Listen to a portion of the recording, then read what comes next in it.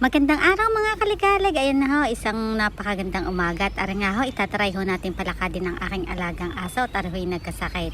Noong una ho'y aayaw-ayaw pa hanggang ay nga ho, napilit ko na rin hong lumakad. Ayan ho, oh. Nag-uumpisa na ho siyang lumakad at sabi nga niya siguro ho ay no choice talaga at mapilit aring aking yaya. Di ari nga ho, di sabay na naman ho maglakad aring aking dalawang aso. Nakakatuwa naman ho at talagang buti nga ho, nakarecover at talagang naman ho, akala nga ho namin na rin nung last month ay talagang mawawala na din ho sa amin at talagang hindi na ho makalakad, hindi ho makakain ay kundi ko ho subuan. Ayan ho, parang bata na rin ho ay talagang sinusubuan ko ho para lang makakain. Tunay ka naman nga hong nakakaawa. At din nga po kami naglakad, din lang ho sa malapit-lapit ho din sa aming lugar. Ari lang ho ay din sa First Avenue at ari nga ho hinayaan ko ho makapagpahinga at talagang hindi pa ho namin pwede itong persahin maglakad sa malayo. At ari nga ho ayos-ayos namin ho aring aming nilakadan at kasarap din hong tambayan.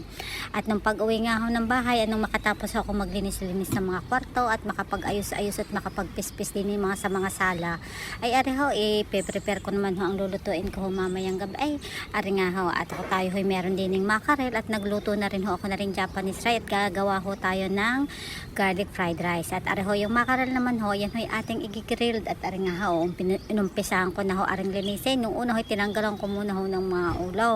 Dahil ho, aring si amo ko, ang binilo ho, aring garning buo. Dati ho ang binibili na rin yung ready-made na at baka nag-aray mo hanan at dahil nga ho mas mura nga naman pagarin ay di ako naman ho ang nahihirapan, kahirap ho na rin ng pagdidibone at hindi naman ako marunong talaga na rin magdibone ng mga garning isda.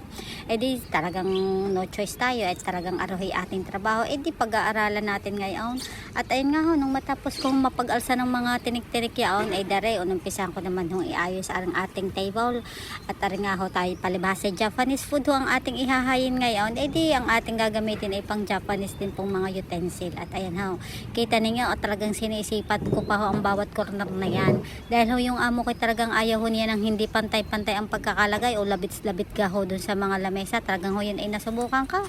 Nung minsan ho napalagay ako ng hindi ko pantay-pantay, abay napagsabihan ako at sabi ka daw bakit ga daw hindi pantay-pantay. Di yun nga ho, ako'y natuto na. Di bawat nilagay ko ngayon ay sinisipat ko at baka at para wala nang masabi. Tingnan ko lang naman pag siya pa'y nakapagreklamo at ayan nga ho, talagang pinakasisipat ko lahat ng mga gamit at ayaw ko may makikita na namang maliaring aking amo at tunay ka namang ayaw ko ho nung pag ako'y napapagsabihan o namumura.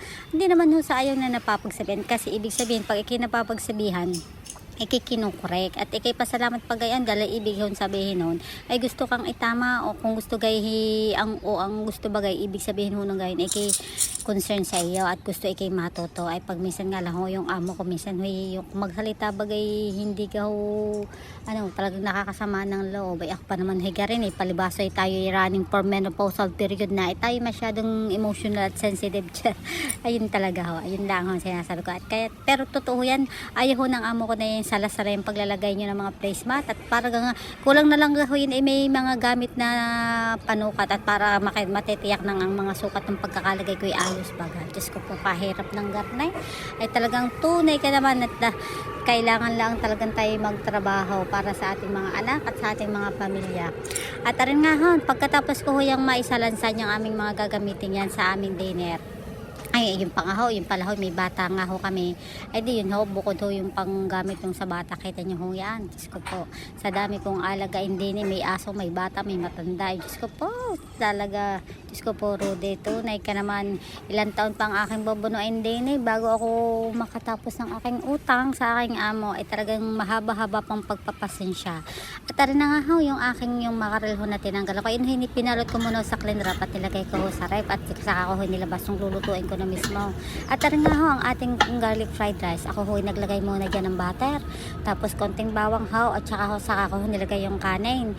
Tapos ayan, meron ho ako dyan fried garlic at dahil ho yan ay kailangan ho ng maraming garlic. Kaya nga ho, garlic fried rice. At ang pampalasa ko lang ho nilagay din nilagyan ko lang ho ng konting light soya sauce at white pepper. Yan ay depende sa inyong panglasa. Tahalo-haloin lang at yan.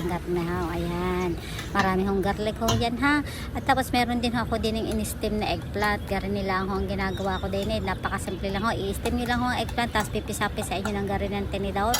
Tapos ho ang ating lalagyan ho niya natin ng sesame oil, ng white pepper at saka ho ng oyster sauce. Ayan, tapos atin uli hong i-mix-mix yan para sisiguraduhin ho natin yung ating oyster sauce, ang ating white pepper at saka ho yung ating sesame oil ay mag-mix dun sa ating eggplant. At mamaya ho yan ay ating lalagyan na lang natin ng pang-garnish para mukhang presentable baga ho.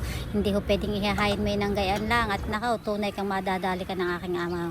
At ang ating garlic fried rice, nilagyan ko lang ho siya ng spring onion pinaka-topping, so yan. Tapos ho ari ang ating yung ginrilled nating mackerel, ayan ho, nagiwa ho ko ng lemon pang lagay ho dun sa tabi. Ayan, hindi ko na ho na-video yung pag-grilled ko ho nun sa oven. At ari ho yung ating steam eggplant, o diba, may garnish lang din ho yung spring onion, o ayan. Yan na ho mga pagkain hinhayin ko kagabi para sa aking mga amo. Magandang umaga po and God bless.